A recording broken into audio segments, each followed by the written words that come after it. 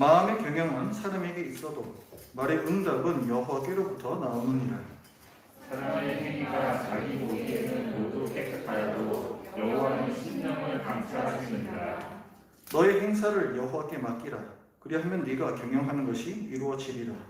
여호와께서 온갖 것을 그 쓰임에 적당하게 지으셨나니 악인도 악한 날에 적당하게 하셨느니라. 무릇 마음이 교만한 자를 여호와께서 미워하시나니 피차 손을 잡을지라도 벌을 면하지 못하리라. 인자와 진리로 인하여 죄악이 속하게 되고 여호와를 경외함으로 말미암아 악에서 떠나게 되리라. 사람의 행위가 여호와를 기쁘시게 하면 그 사람의 원수라도 그와 더불어 화목하게 하시느니라. 적은 소득이 공의를 경하면 많은 소득이 불의를 경하는 것보다 나으리라. 사람이 마음으로 자기의 길을 계획할지라도 그의 걸음을 인도하시는 이는 여호와시니라. 하나님의 말씀이 왕의 입술에 있은즉 재판할 때에 그의 입이 그르치지 아니하리라. 공평한 저울과 접시 저울은 여호와의 것이요 주머니 속에 절추도 다 그가 지으신 것이니라. 악을 하는 것을 왕들이 미워할 바니 이는 그 부자가 공의로 말미암아 굳게 섬이니라. 의로운 입술은 왕들이 기뻐하는 것이요 정직하게 말하는 자는 그들의 사랑을 잇느니라. 왕의 질문은 죽음의 사자들과 같아도 지혜로운 사람은 그것을 함께 읽겠습니다. 왕의 희색은 생명을 뜻하나니 그의 은혜를 내리는 구름과 같습니다. 아멘. 지난주에는 우리가 정직함에 대해서 말씀을 나눴는데요. 하나님을 믿는 사람으로서 정직하자라고 얘기를 했습니다. 그러나 그렇게 말하면서도 제 마음 한켠에는 사실은 어려움이 있었습니다. 왜냐하면 정직함이 통하지 않는 세상에서 과연 얼마나 정직할 수 있을까요? 오히려 정직함이 이용당하는 세상에서 우리의 정직함이 무슨 소용이 있을까? 정직함에 대한 이런 고민이 현실적인 이유는 이 세상이 정의롭지 않기 때문에 그렇습니다. 정의는 하나님의 성품 중 하나인 의로우심에 기반하고 있어요. 성경에서는 정의라는 단어와 공의라는 단어를 섞어서 사용합니다. 그래서 잠깐 제가 용어 정리를 좀 하겠습니다. 그러니까 하나님의 의라는 것은 하나님의 의를 말할 때에는 하나님의 본성 속에 있는 법이라고 보시면 됩니다. 하나님의 본성 안에 녹아져 있는 법이다. 이게 하나님의 의예요. 하나님의 의로우심은 하나님께서 당신의 법을 스스로 어기시지 않는, 다시 말해 죄가 없으신 거룩하심과 아주 밀접하게 연결이 되어 있습니다. 그래서 우리가 죄를 지으면 성경은 불의하다 얘기를 해요. 이런 하나님의 의가 세상에 펼쳐지면 공의가 됩니다. 다시 말해서 의는 하나님의 성품 자체를 가리키는 말이고 그 하나님의 의가 하나님께서 이 세상을 다스리심과 연결이 되면 그게 공의가 돼요. 공적인 의라는 뜻입니다. 퍼블릭, 공적인 의. 그래서 공의는 특히 하나님께서 사람에게 상과 벌을 내리시는 것으로 잘 표현이 돼요.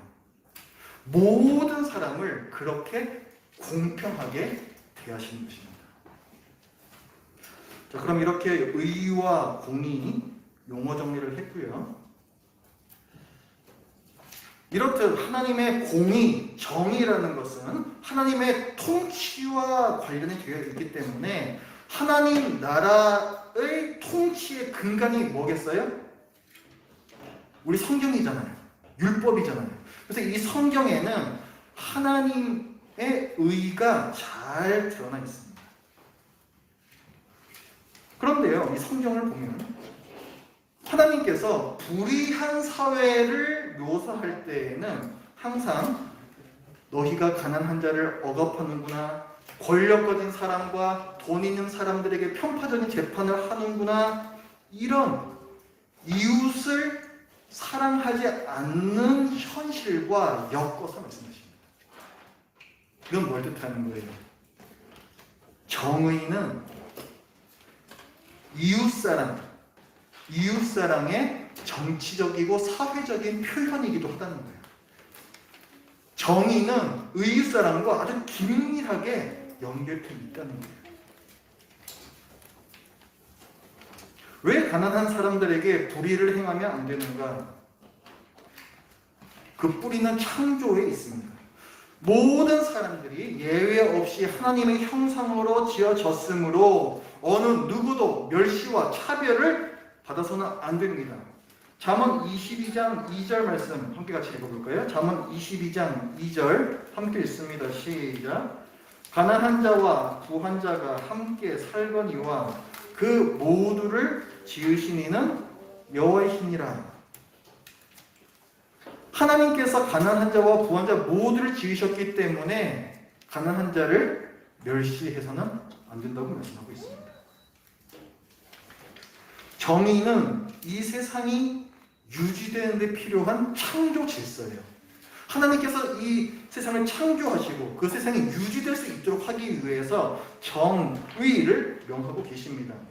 반대로 불의는 이 정의에 만족하지 못하는 사람들의 탐욕과 범죄의 결과예요. 따라서 가난한 사람을 억압하고 착취하는 불의는 하나님을 멸시하는 행위가 됩니다. 17장 5절 말씀 이렇게 말씀해요. 가난한 자를 조롱하는 자는 그를 지으신 줄을 멸시하는 자요.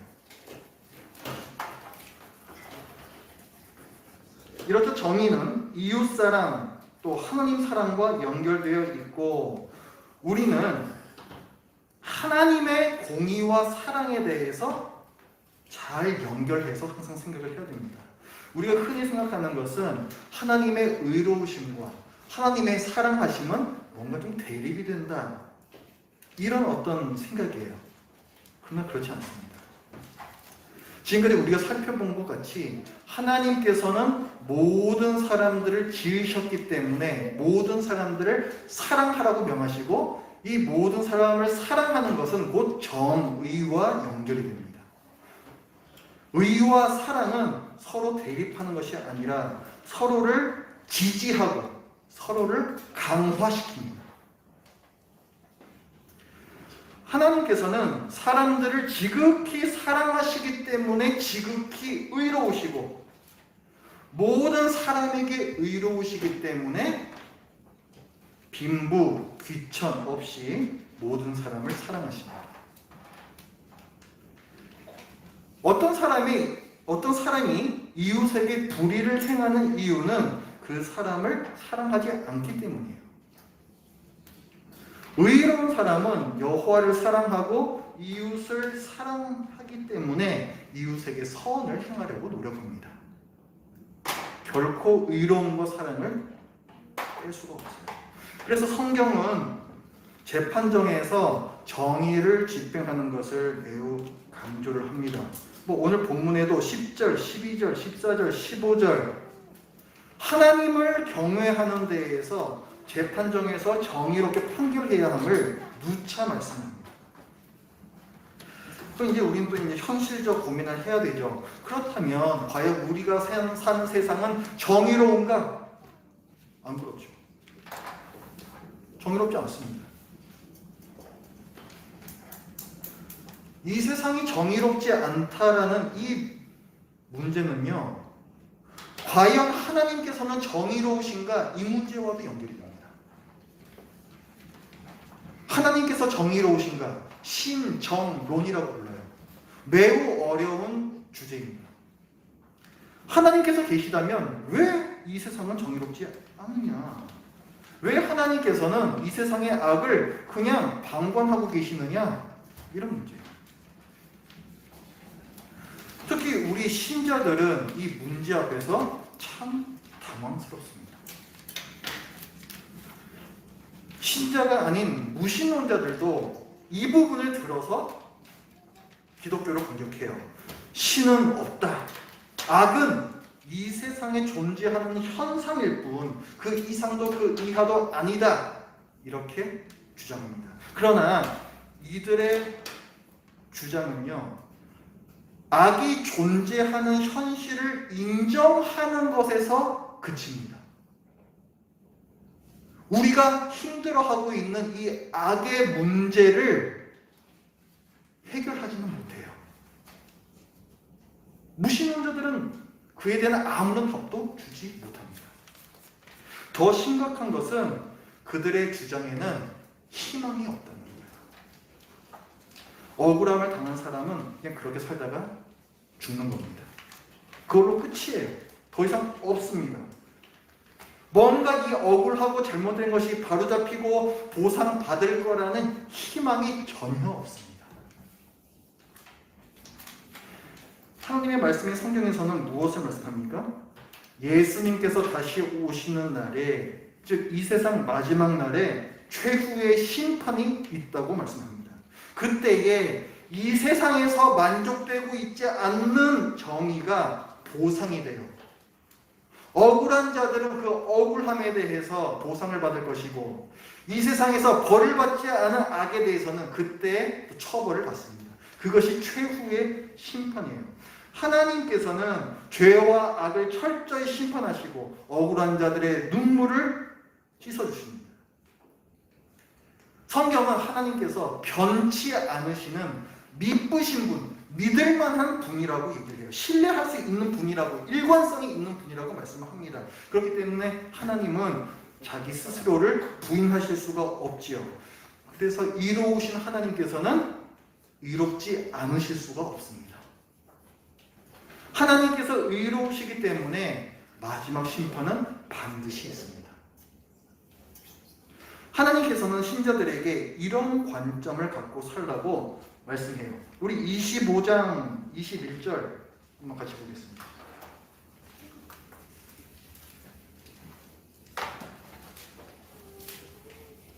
이 긴 관점을 갖고 신자들이 이 세상에서 어떻게 지내야 되는가, 억울한 일을 당했을 때 어떻게 살아야 하는가, 25장 21절과 22절을 같이 읽겠습니다. 시작.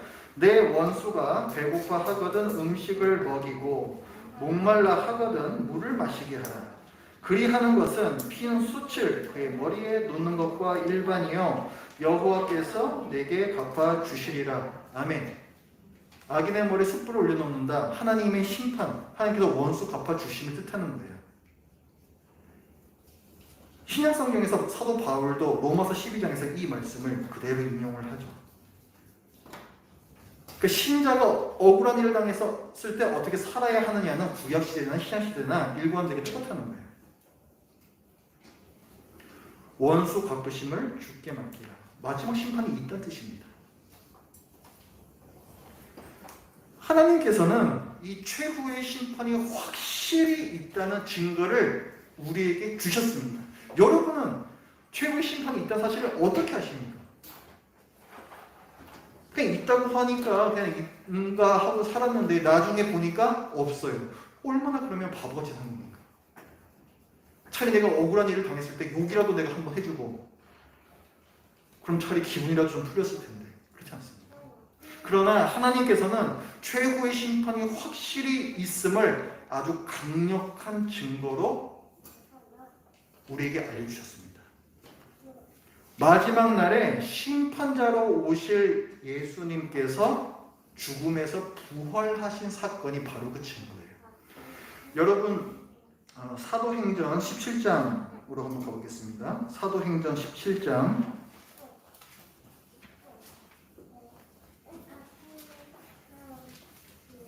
자, 사도행전 17장 30절과 31절 말씀을 함께 읽겠습니다. 자, 30절과 31절 함께 읽습니다. 시작. 알지 못하던 시대에는 하나님이 간과하셨거니와 이제는 어디든지 사람에게 다 명하사 회개하라 하셨으니 이는 정하신 사람으로 하여금 천하를 공의로 심판할 날을 작정하시고 이에 그를 죽은 자 가운데서 다시 살리신 것으로 모든 사람에게 믿을 만한 증거를 주셨음이니라 하니라. 아멘. 그래서 뭘 말하고 있냐면요, 30절에서는 회개하라고 말하고 있어요. 회개해야 된다. 왜? 최후의 심판이 있기 때문이라는 거죠. 이는 정하신 사람으로 하여금 천하를 공의로 심판할 날을 작정하시고, 미래형이죠. 최후의 심판을 말하는 거예요. 근데 이걸 누가 이 심판을 행하는가? 정하신 사람으로 하여금. 정하신 사람은 누구겠습니까? 뒤에 나와요. 이에 그를 죽은 자 가운데서 다시 살리신 것으로. 죽은 자 가운데서 다시 살아나신 분이 누구십니까? 예수님이죠. 정하신 사람으로 심판하게 한다. 예수님께서 천하를 공의로 심판하실 최후 심판이 있다는 거예요. 그 심판이 있는 이유는 뭐냐면 그때 심판자로 오실 분이 지금 살아계시다는 것입니다. 십자가에서 죽어서 그걸로 생을 마감하셨으면 예수님은 심판자로 오실 수가 없죠. 그러나 그 예수님께서는 살아나셨고 심판자로 이 땅에 다시 오십니다. 예수님의 부활이 바로 최후의 심판이 있다는 증거라고 성경은 말씀하고 있습니다. 이런 영원한 관점에서 우리는 억울한 불의를 겪으면서도 소망을 가질 수가 있습니다. 하나님의 경영이라는 말이 있습니다. 경영, 경영학 공부하는 분들 계시죠? 경영, 매니지먼트, 관리한다, 이런 뜻이 되겠습니다. 하나님의 경영은 하나님께서 지으신 이 세계를 매니지먼트 하시는 거예요. 이 피조계 전체를 이끌어 가시고 관리하시는 것, 그것이 하나님의 경영입니다. 오늘 본문 말씀 잠언 15장 4절과 5절을 보면요, 16장 4절과 5절을 보면은 그 하나님의 경영에 대해서 말씀하고 있어요. 여호와께서 온갖 것을 그 쓰임에 적당하게 지으셨나니 악인도 악한 날에 적당하게 하셨느니라. 왜 이 세상에 악인이 있는가? 하나님께서 이 세상을 경영하시는 데 있어서의 하나의 도구라는 거예요. 악한 날에 적당하게 지으신 것이 악인이다 말씀하고 있습니다. 악한 날이라는 것은 심판의 날을 가리켜요. 모든 피조물에게는 그 지어진 목적이 있습니다. 이것이 하나님의 섭리라는 것이고 하나님의 지혜예요. 악인들은 악한 날에 적당하게 하셨습니다. 심판의 날에 공의에 따른 형벌을 받게 됩니다. 하나님께서는 신자에게 권면하세요. 이 모든 일을 하나님께서 이루시니 겸손히 하나님을 의지하며 모든 것을 맡기라. 3절 너의 행사를 여호와께 맡기라. 그리하면 네가 경영하는 것이 이루어지리라. 9절에서도 비슷한 말씀을 하죠. 사람이 마음으로 자기의 길을 계획할지라도 그의 걸음을 인도하시는 이는 여호와시니라. 우리의 경영과 우리의 계획이 필요합니다. 하지만 그것을 구체적으로 또 수정하여 이끌고 가시는 분은 바로 여호와 하나님이라는 거예요. 하나님의 지혜는 우리의 지혜를 뛰어넘습니다. 하나님의 경영은 우리의 경영을 훨씬 뛰어넘습니다. 결국 의인이든 아니면 악인이든 자기의 지혜로 하나님의 일을 방해하려고 해도 안 된다는 거예요. 하나님께서 일을 이루십니다. 그렇기 때문에 하나님께서는 신자들에게 또 이런 권면을 하세요. 20절 말씀입니다. 삼가 말씀에 주의하는 자는 좋은 것을 얻나니 여호와를 의지하는 자는 복이 있느니라. 삼가 말씀에 주의하며 살아라. 이것이 우리가 이 세상에 살아야 할 모습입니다.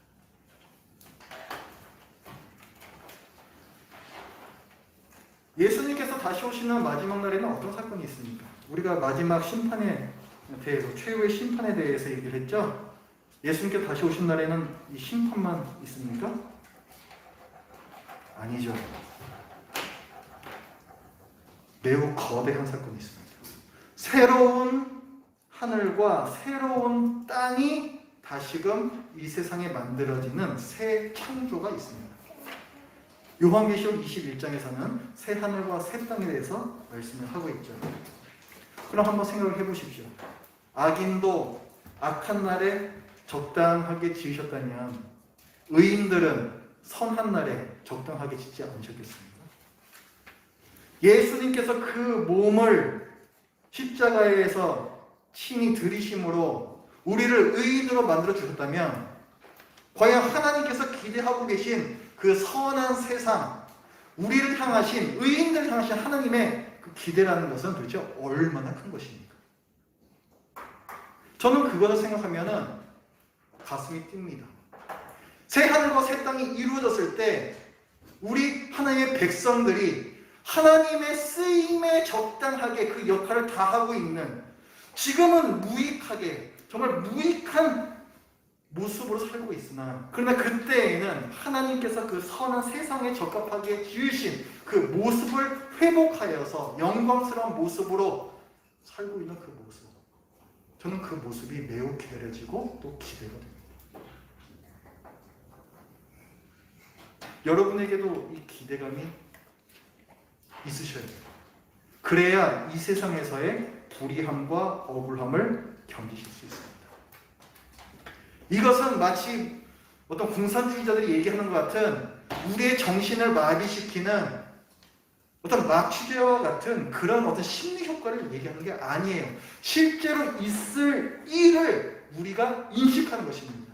그리고 그 바른 인식에서 우리가 이 세상을 어떻게 살아야 할지 그 의지가 나오는 거예요.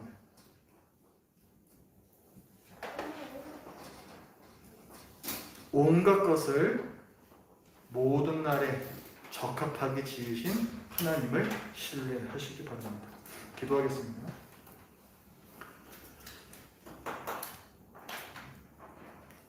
하나님, 오늘 하나님의 정의, 의로우심에 대해서 함께 나눴습니다. 하나님께서 이 세상을 다스리시는 것을 저희들이 알고 있지만 하나님의 의로우심, 정의가 또 이 땅에 나타나지 않는 것을 저희들이 종종 경험하면서 저때 때로는 또 회의가 들고 때로는 하나님께 원망과 불평을 쏟아낼 때가 참으로 많습니다. 하나님, 저희들에게 영혼의 관점을 허락해 주시옵소서. 긴 관점에서 하나님께서 반드시 이루실 이 정의, 마지막 심판의 그 날, 분명히 이 땅에 임할 예수님의 재림, 이제 남아있는 단 하나의 사건, 이것을 저희들이 기대하면서 또 이 세상 인내하며 살아갈 수 있도록 힘을 주시옵소서. 예수님의 이름으로 기도드립니다. 아멘.